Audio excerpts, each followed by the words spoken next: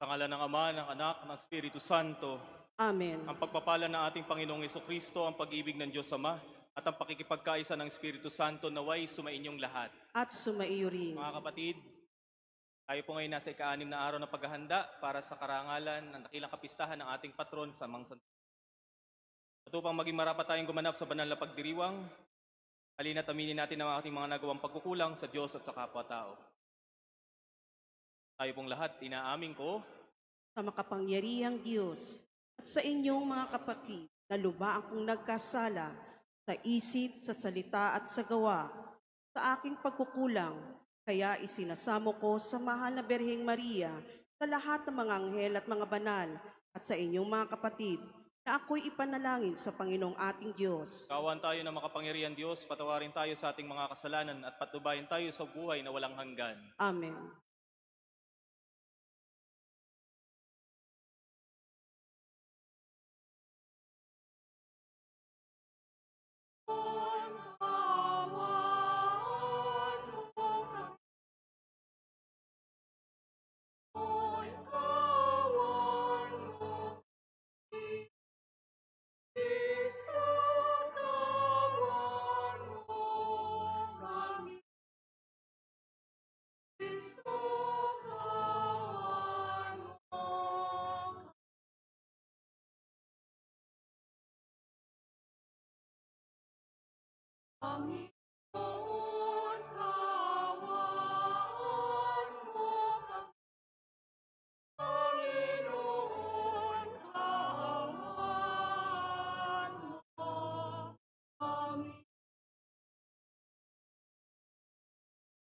Natin ang ating ulo, tangin tayo.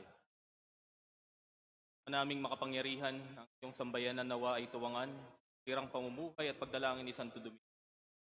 Maging tagapagtaguyod nawa sa aming katapatan sa iyo, ang namuhay bilang tagapangaral at maasahang katotohanan mo. Pamamagitan ni Jesucristo kasama ng Espiritu Santo, magpa sa walang hanggan. Amen.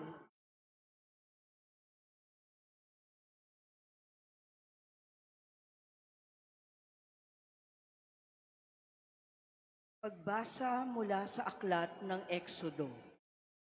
Mula sa bundok ng Sinai, bumaba si Moises na dala ang 2 tapyas ng batong pinasusulatan ng mga utos. Hindi niya namamalayan na dahil sa pakikipag-usap niya sa Panginoon ay nagniningning pala ang kanyang mukha. Nang makita ito ni Aaron at ng mga Israelita, natakot silang lumapit. Kaya tinawag sila ni Moises.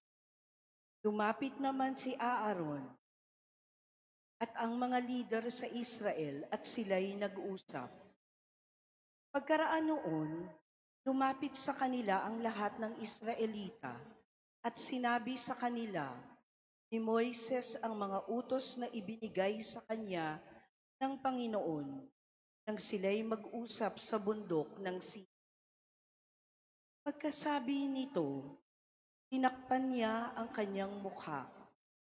Tuwing papasok si Moises sa tabernakulo upang makipag-usap sa Panginoon, naalis niya ang takip ng kanyang mukha.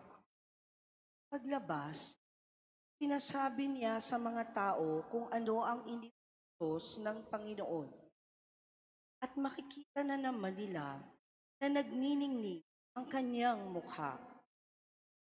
Sa gayon, tatakpan niya uli ito hanggang sa muli niyang pakikipag-usap sa Panginoon. Ang salita ng Diyos. Salamat sa Diyos. Diyos na makapangyarihan, ikaw ay tunay na banal. Diyos na makapangyarihan, ikaw ay tunay na banal. Ang poon na ating Diyos ay lubos na papurihan. Sa harap ng trono niya ay sambahin ang ngalang banal. Diyos na makapangyarihan, ikaw ay tunay na banal. Si Moises at Aaron, mga saserdote niya, at si Samuel na may lingkod na sa kanya ay sumamba. Nang ang puoy dalanginan naman sila. Diyos na makapangyarihan, ikaw ay tunay na banal. Ang poon ay nagsalita sa gitna ng mga ulap. Sila naman ay nakinig, Diyos niya ay tinupad. Diyos na makapangyarihan, ikaw ay tunay na banal. Ang Diyos nating Panginoon dapat nating papurihan. Sa banal na bundok niya, sambahin ang kanyang ngalan. Siya ay ating Panginoon. Siya'y ating Diyos na banal. Diyos na makapangyarihan, ikaw ay tunay na banal.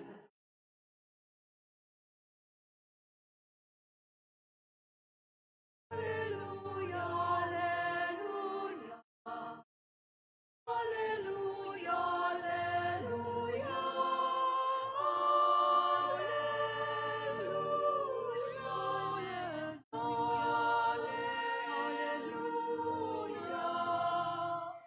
Alleluia, alleluia.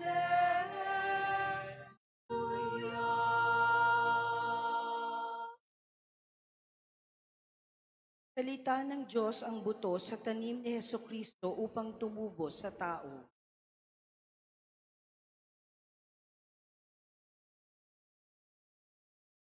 Alleluia, alleluia.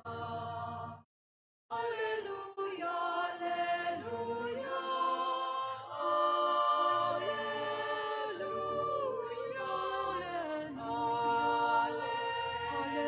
alleluia. Alleluia, alleluia.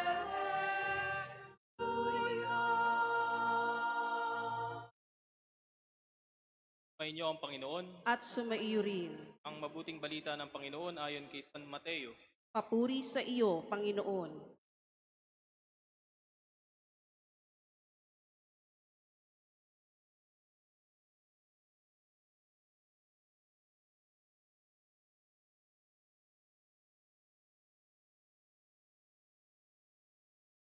Noong panahong iyon, sinabi ni Jesus sa mga tao, pag-aari ng Diyos ay katulad ng isang kayamanang nakabaon sa isang bukid. Nahukay ito ng isang tao at tinabunan uli. Sa laki ng tuwa, siya ay humayo at pinagbili ang lahat ng ari-arian niya at binili ang bukid na iyon. Hindi naman, pag-ahari ng Diyos ay katulad nito. May isang mangangalakal na naghahanap ng mamahaling perlas. Nang makakita ng isang perlas na napakahalaga, siya ay humayo at ipinagbili ang lahat ng kanyang ari-arian at binili iyon. Ang mabuting balita ng Panginoon. Pinupuri ka namin, Panginoong Hesukristo. Kamakailan po ay nagmisa po ako sa isang pumanaw na matanda, 98 years old po, doon sa Manawag. At pagpasok ko po sa bahay ng matandang ito, ay halataan niyo po na maraming naipon. Kasi maganda yung bahay. Halata pong marangya. Halata na may savings. Halata na may lupa. Pero kung tutuusin, kung titingnan niyo po, ang edad niya ay 98 years old. May kasabihan po kasi tayo, di ba? Pag matagal mamatay, samang damo. Pero I beg to disagree. Hindi po totoo yun sa lahat ng pagkakataon. Dahil nung kinakausap ko po itong mga kaibigan at kamag-anak nung Manaw, ay isa po siya sa mga sumasalungat dun sa kasabihan na yun, na hindi porke matanda, porke 98 years old nung mamatay, masamang damo. Kapapakinig ko po dun sa mga kwento bago ako magmisa. Doon ko na-realize na mabuting tao itong pumanaw. At nung nag-homily na po ako, nakita ko na marami kasi siyang anak, marami siyang apo. Binanggit ko po sa kanila na, alam niyo po ba ang tunay na kayamanan ng inyong lola ay hindi itong magandang mansyon na ito. Lalong hindi yung naipon sa bangko. Ang tunay na kayamanan ng inyong lola ay ang bawat taong pumupunta rito gabi-gabi. Tinanong ko sila, pang ilang gabi na po ba ito? Pang 9 na gabi na po. Ilang taon ng lola ninyo? 98 po. Yung bang bisita nyo mula nung day 1 hanggang ngayon, 98 lang ba? Sabi nung panganay na anak, Father, di na po namin mabilang. Kung mga nasa 500 na ho yung nagpupunta rito gabi-gabi. Sabi ko, nakita nyo na, tunay na yaman ng lola nyo ay hindi yung bahay na yan na naipundar o yung negosyo o yung naipon na savings sa bangko o yung lupa na later on ay paghahati-hatian nyo. Tunay na yaman ng lola nyo ay yung lahat ng mga taong na-touch niya yung mga puso at isip. Isipin nyo 98 years old yung lola nyo. Mahigit 500 tao na ang nagpupunta, hindi pa po libing yan. Ibig sabihin kung yung more than 500 na yan, i-divide mo sa 98 years, parang lumalabas na kada taon may 4 na nakikilala ang lola mo. At babalik-balikan ba ng tao ang lola mo kung siya ay masamang tao?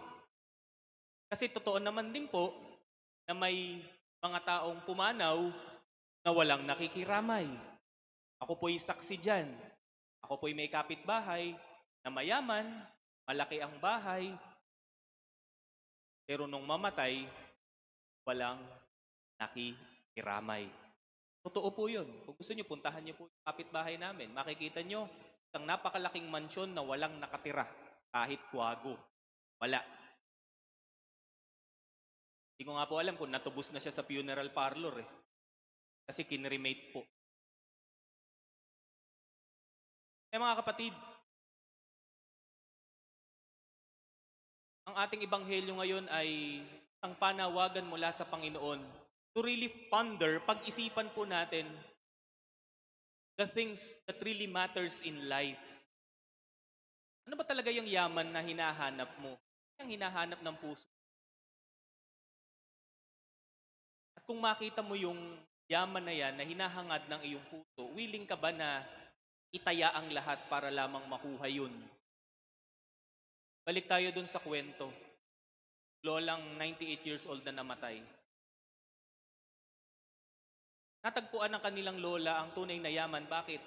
Sapagkat anuman yung ari-arian na meron siya, naipundar niya, hindi siya nagdalawang isip na i-share iyon sa iba. Karamihan po dun sa mga taong nakikiramay nung libing, iisa lang ang bukang bibig. Pag tinanong mo, bakit po kayo naririto? Sapagkat kami natulungan niya. Sapagkat marami kaming alaala na masasaya, kasama siya. Kaya sabi ko dun sa pamilya na yun, alam niyo kung naging madamot ang lola ninyo, ang lola niyo kinip lang niya lahat ng mga naipon niya para sa sarili niya at hindi siya tumulong sa kapwa. Mag-expect ako kayo na walang makikiramay sa inyo. Baka nga maging yung mga anak hindi uuwi from California. Lahat po ng mga nasa California umuwi. Isipin niyo po yun, mahigit 100,000 po ang pamasahe ng isang tao mula California pa uwi ng Pilipinas. Tanong niyo kung ilan yung umuwi? 25. Mga kapatid, ang kayamanang binabanggit dito ng Panginoon sa Ebanghelyo, ang paghahari ng langit, ang paghahari ng Diyos ay isang kayamanan na hindi mo makikita in a flashy, obvious way tulad ng standard ng mundo. Kayamanang ito ay, sabi nga sa Ebanghelyo, ito'y nakabaon sa lupa. Ito'y natatago. Ito'y hindi mo mahahalata. Ang kaharian ng Diyos, ang kaharian ng langit, ang presensya ng Diyos sa ating buhay, most of the time sinusukat natin yan kapag may pera tayo, kapag maganda ang karir natin, kapag maganda ang kalusugan natin. Paano kung wala na yung mga yan? Does it mean na hindi na naghahari ang Diyos sa buhay natin? Does it mean na wala na ang presensya ng Diyos sa buhay natin?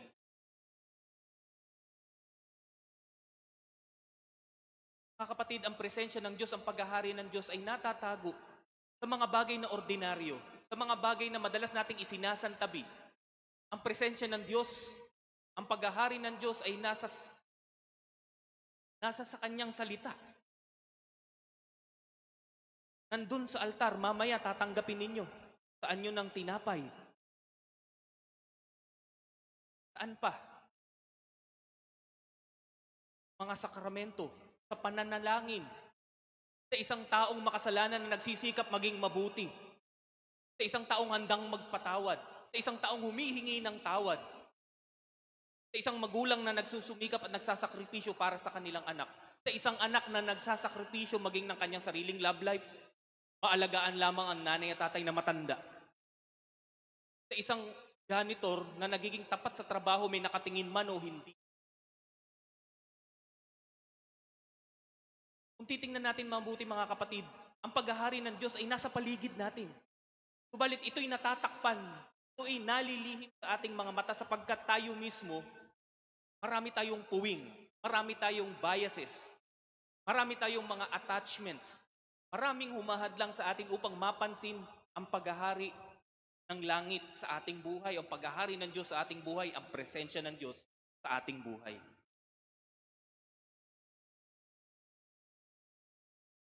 Masyado nating sinusukat ang meaning ng buhay, ang tagumpay, ang success sa mga makabundong standard. Pero hindi yan ang pamantayan ng Diyos. Mga kapatid, ang yamang ito, sabi nga sa Ebanghelyo, ito'y nakabaon sa lupa. At ang tanging nakakakita rito ay hindi lamang ang may mata, kung hindi ang isang tao na willing lumuhod at maghukay, isang taong may puso, isang taong may mababang kalooban at mapagpakumbaba. Tanging siya lamang po ang makakakita ng yaman na ito. Makakapaghukay po ba kayo ng isang yaman na nakabaon sa lupa kung hindi kayo luluhod? Kung hindi kayo magsusumikap na magbungkal? Mga kapatid, ano ba ang yaman na hinahanap natin? Ano ba yung mga mahahalaga sa atin? At kung ano man niyang hinahangad mo, are you willing to take the risk? Tulad ng mga tao sa ating ebanghelyo. Huwag na po tayong lumayo. Santo Domingo po ay isang halimbawa ng tunay na nagsabuhay ng ebanghelyong narinig natin ngayon. Santo Domingo po ay hindi siya nagdalawang isip na talikuran ang lahat. Hindi lamang ang yaman, hindi lamang ang estado sa buhay, hindi naglakas loob siyang lumabas ng kanyang comfort zone dahil nakita niya kung anong mahalaga sa buhay na ito. At yun yung maipangaral ang salita ng Diyos, maisabuhay ang salita ng Diyos. Yun yung maramdaman ng ibang tao na ang Diyos ay naghahari pa rin. Maiparamdam sa lahat na ang pag-asa, paghahari ng Diyos, ang presensya ng Diyos ay nasa sa atin lamang. Hindi na natin kailangan lumayo. Totoo, pag binasa niyo ang buhay ni Santo Domingo, parang napaka-ordinaryo lang, walang kagilagilalas masyado. Bakit kailangan ba ang presensya ng Diyos laging kagilagilalas? Kailangan ba ang paghahari ng Diyos? Kailangan ba dapat sikat, maingay? Kung babutahan nga tayo sa Old Testament, mababasa po natin, di ba? Narinig ng mga propeta ang tinig ng Panginoon, hindi sa kidlat. Hindi sa mahinahong dampi ng hangin. Mga kapatid, sa araw na ito, ulit-muli pinapaalala sa atin ni Santo Domingo kung ano ba yung tunay na mahalaga sa buhay. Nahanap ba natin yung tunay na mahalaga? Pangalawa, handa ba nating itaya ang lahat? Handa ba nating i-let go yung ating mga ego, yung ating mga biases, yung ating mga sama ng loob, ating mga attachments, upang makita ko ano ba yung mahalaga na ito, upang masumpungan ng presensya at pagmamahal ng Diyos. Walang halaga, walang katumbas na halaga, priceless, yet precious. At nung natagpuan nito ni Santo Domingo, hindi niya yun pinagdamot. Yun ay binahagi rin niya sa iba. Tulad ng ginagawa ng marami sa atin ngayon. Sa ating paggawa ng mabuti, may nakatingin man o wala. Sa ating pananalangin para sa ating kapwa, sa ating taus-pusong pagpapatawad, sa ating taus-pusong paghingi ng tawad. Hindi po din ang kaharian. Natin ito kung willing tayong buksan ang ating puso, ating mga mata. Tingnan ito sa lente ng pananampalataya. Ay huwag din natin itong ipagdamot sa ito. Mga kapatid, ang tunay na yaman po ay wala sa bulsa. Nasa puso. Pagpakumbaba. Ating ipanalangin. Sana sa buhay na ito, matagpuan natin kung ano ba yung tunay na mahalaga.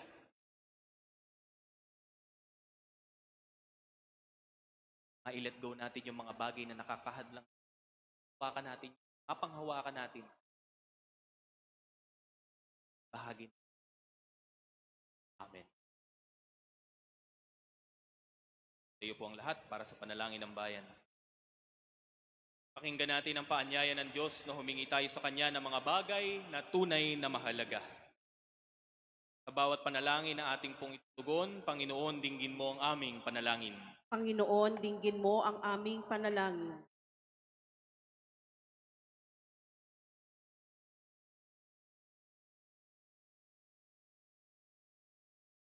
Ang Santo Papa at mga obispo naway magabayan at maliwanagan ng karunungan ng Ebanghelyo. Manalangin tayo. Panginoon, dinggin mo ang aming panalangin. Atin nawang gamitin ng mahusay ang mga mahalagang bagay para sa ating ikabubuti at huwag tayong maging mga alipin ng kasakiman at pagkamasarili. Manalangin tayo. Panginoon, dinggin mo ang aming panalangin. Ang mga naghahanap sa katotohanan, naway higit na lumalim araw-araw ang kanilang pagpapahalaga sa pananampalataya kay Kristo bilang perlas na walang katumbas. Manalangin tayo. Panginoon, dinggin mo ang aming panalangin. Ang mga may sakit at mga nag-aaruga sa kanila, naway mabiyayaan sa kanilang mga pagsasakripisyo. Manalangin tayo. Panginoon, dinggin mo ang aming panalangin. Ang mga namatay na sa buhay na ito naway mamahinga sa walang hanggang kapayapaan. Manalangin tayo. Panginoon, dinggin mo ang aming panalangin. Patahimikan po nating mga puso, ating ngayon sambitin sa Panginoon ang ating mga personal na kahilingan. Panginoon, dinggin mo. Diyos Ama sa langit, bukal ng lahat ng kabutihan sa buhay. Tulungan mo kaming gamitin ng wasto ang iyong mga biyaya at magbunyi kami sa kayamanan ng iyong pagmamahal. Nihiling namin ito sa pamamagitan ni Kristong aming Panginoon. Amen.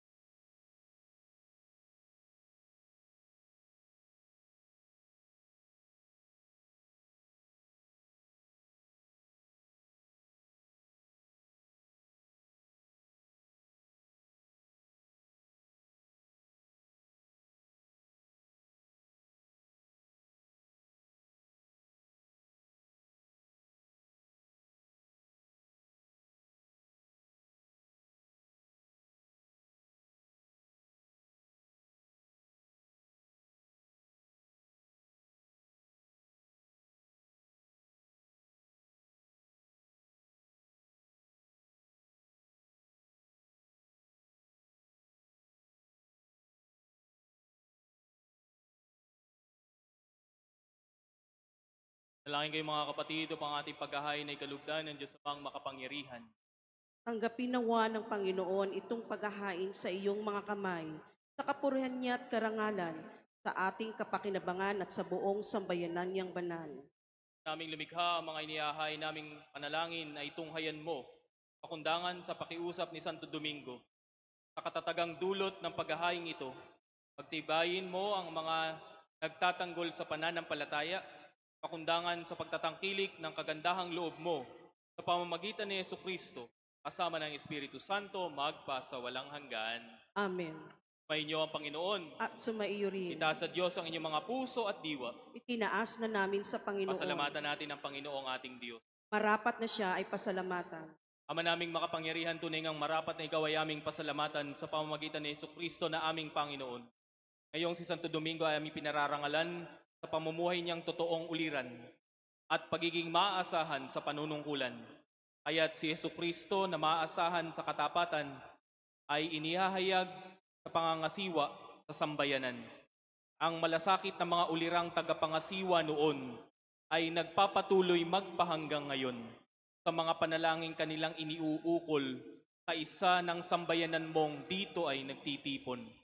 Kaya kaisa ng mga anghel nagsisiawit ng papuri sa iyo ng walang humpay sa kalangitan, kami nagbubunyi sa iyong kadakilaan.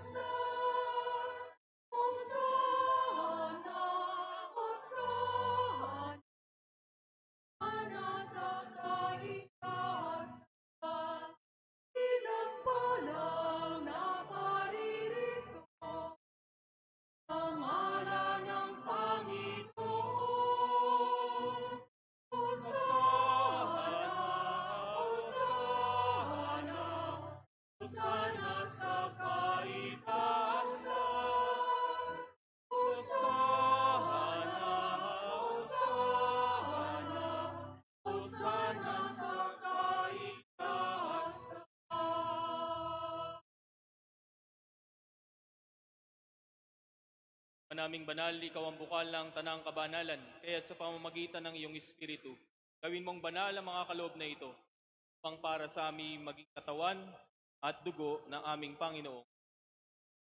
Bago niya pinagtiis ang kusang loob na maging handog, ginawa kanya ang tinapay. Pinasalamatan kanya, Naghati-hati niya iyon, iabot sa kanyang mga alagad at sinabi, tanggapin ninyong lahat ito at kanin. Ito ang aking katawan na iyahandog para sa inyo.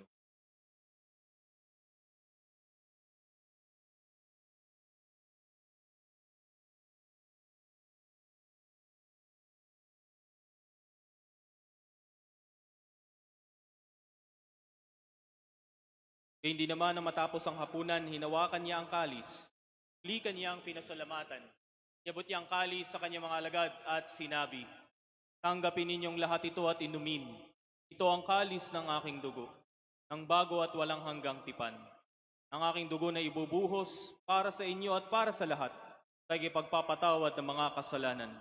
Gawin ninyo ito sa pag-alaala sa akin.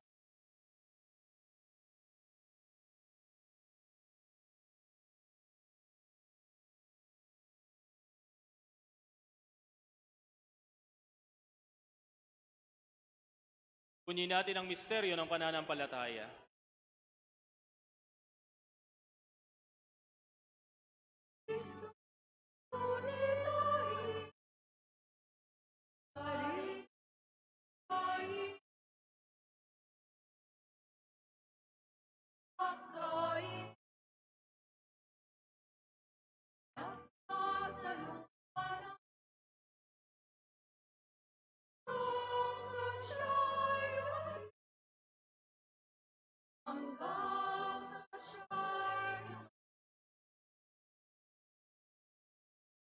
Mga ginagawa namin ngayon ang pag-alala sa pagkamatay at muling pagkabuhay ng iyong anak.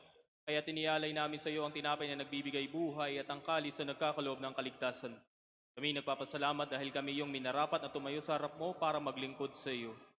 Nasama namin kami magsasalo-salo sa katawan at dugo ni Kristo ay mabuklod sa pagkakaisa sa pamamagitan ng Espiritu Santo. Amalingapin mo ang iyong simbahang laganap sa buong daigdig.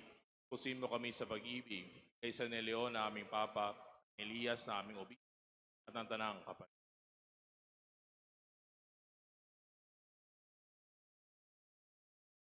Lalahanin mo rin ang mga kapatid naming nahimlay na may pag-asang sila'y muling mabubuhay.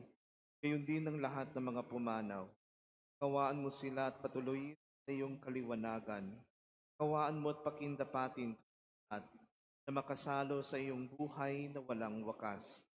Kaysa na mahal na Birheng Maria na ina ng Diyos, kaysa ni San Jose ang kanyang esposo, kaysa na mga apostol, Santo Domingo at lahat ng mga banal na namuhay dito sa daigdig ng kalugod-lugod sa iyo. Na ipagdiwang nawa namin pagpupuri sa ikararangal mo sa pamamagitan ng iyong anak na aming Panginoon.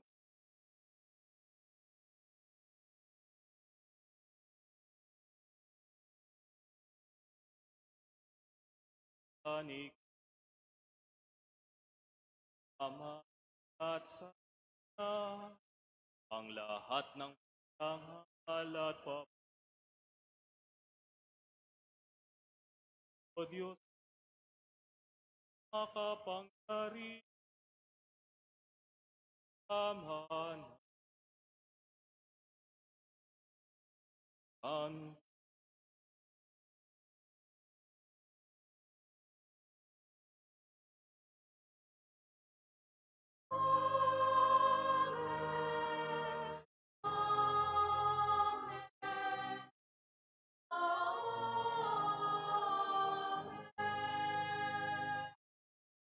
sa tagubili ng mga nakagagaling na utos sa turo ng mabathalang aral, nakaslo po nating ipahayag.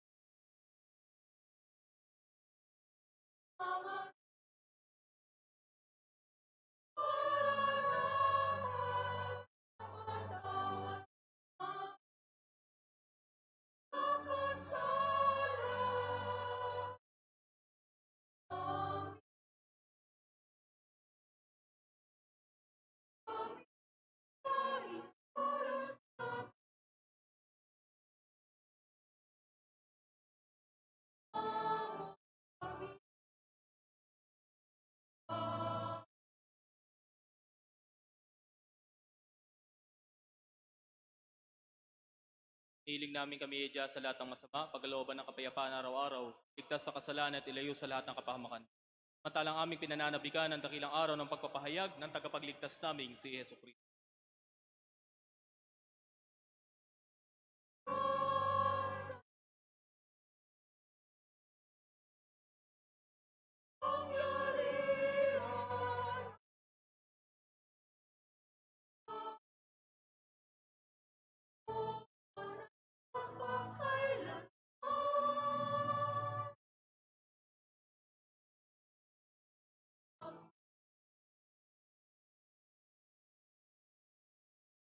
Panginoong Kristo, sinabi mo sa iyong mga apostol, kapayapaan ang iniiwan ko sa inyo, ang aking kapayapaan ang ibinibigay ko sa inyo. Tungayan mo aming pananampalataya at huwag ang aming pagkakasala.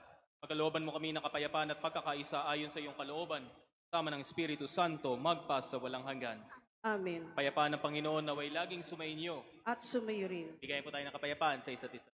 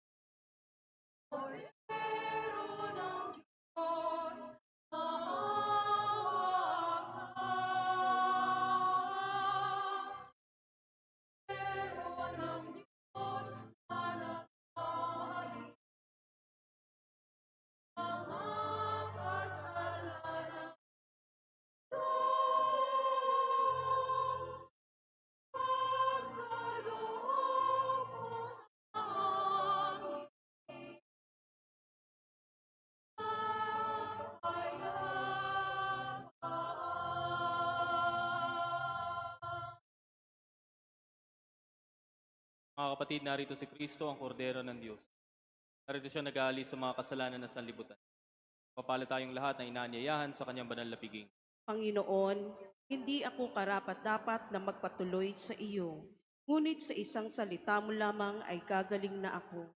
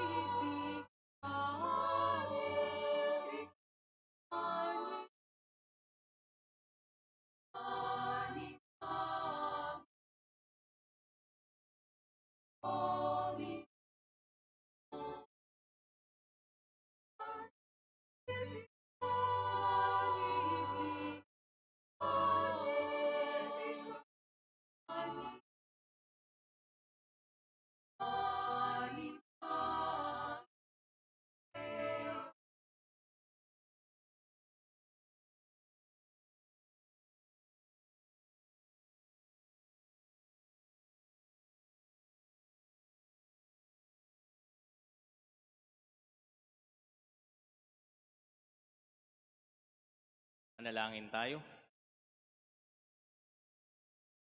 Naming mapagmahal, ang lakas na dulot ng piging mong banal. Ngayong ginugunita si Santo Domingo, ay lubusan nawang pakinabangan ng iyong sambayanan na nagpanariwa at napamunga sa kanyang pangangaral at naway matulungan ng kanyang pagdarasal. Pamagitan ni Jesucristo kasama ng Espiritu Santo, magpa sa walang hanggan. Amen. Mga kaibigan, salamat po tayo sa pang-anim na araw ng ating nobina para sa ating patron na si Santo Domingo.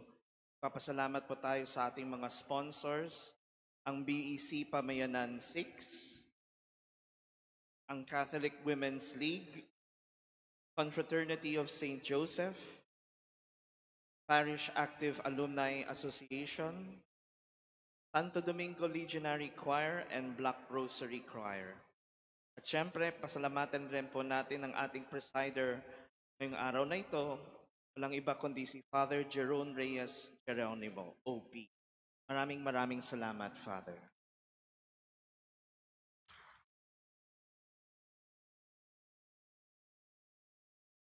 Maraming salamat din sa pag-imbita na maging kabahagi ng inyong na araw na paghahanda para sa dakilang kapistahan ng ating amang.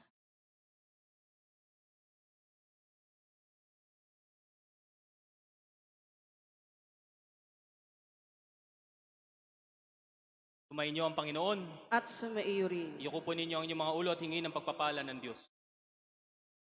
Ang Diyos na nagkaloob ng kadakilaan at kaligayahan sa lahat ng mga banal na ngayon ay pinararangalan, ay siya nawang magpala sa inyo ngayon at magpa sa walang hanggan. Amen. Ang mga panalangin ng mga banal ay magbunga nawa ng inyong paglaya mula sa kasalukuyang kasamaan. Ang halimbawa ng kanilang pamumuhay ay lagi nawang maakaakit sa inyo upang ang Diyos at kapwa ay inyong paglingkuran ngayon at magpa sa walang hanggan. Amen. Ngayon ikinagagalak kaisa ng buong simbahan ang pagsapit sa langit ng mga banal para kamti ng walang maliw na kapayapaan. Makarating nawa kayo sa tahanan ng Diyos Ama upang makaisa ang mga banal sa kaligayahang walang hanggan. Amen. At pagpalain nawa kayong lahat ng makapangyarihan Diyos, Ama, Anak at Espiritu Santo. Amen. Tapos na po ang ating misa, humayo kayo sa kapayapaan ni Kristo. Salamat sa Diyos.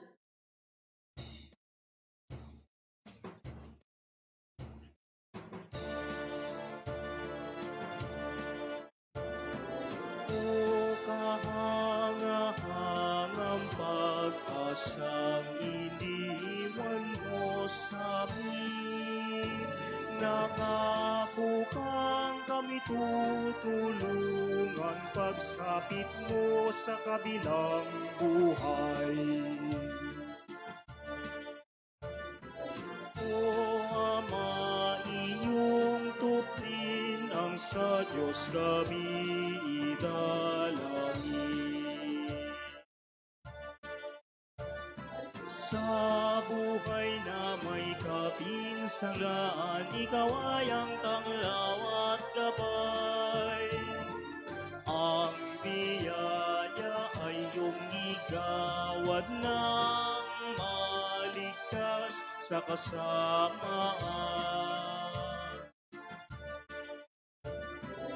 O Ama, iyong tuklin ang sa Diyos kami idalangin. O kahangahangang pag-asang iniwan mo sa amin. Nangako kang kami tutulungan pagsapit mo sa kabilang buhay. O Ama, iyong tuklin ang sa Diyos kami idalangin. Sa buhay na may kapinsalaan, ikaw ay ang tanglaw at gabay. Ang biyaya ay iyong igawad ng maligtas sa kasamaan. O Ama, iyong tuklin ang sa Diyos kami idalangin.